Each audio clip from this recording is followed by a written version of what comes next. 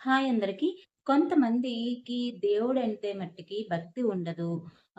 నమ్మకం ఉండదనమాట. కానీ అలాంటి వాళ్ళకి మట్టికి దేవుడెప్పుడూ కరుణిస్తారు, కనిపిస్తారు. ఇలా చాలా మిరకల్స్ అయితే వాళ్ళ లైఫ్‌లో జరుగుతూ ఉంటాయి కదా! అలా ఎందుకో తెలుసా? వాళ్ళలోని ఆహ్, ఎవరికీ హాని చేయాలన్న ఆలోచన ఉండదు. ఎవరిని మోసం చేయాలన్న ఆలోచన ఉండదు. ఎవరిని గాని హింసించాలన్న ఆలోచన ఉండదు. ఇలాంటి చెడ్డ పనులు గాని, చెడ్డ ఆలోచనలు గాని ఏవి వాళ్ళకుండవనమాట. వాళ్ళ కష్టాన్ని నమ్ముకొని వాళ్ళు బ్రతుకుతారనమాట. కాబట్టి అలాంటి వాళ్ళని దేవుడెప్పుడూ చూస్తారు. ఎప్పుడూ తోడుంటారనమాట.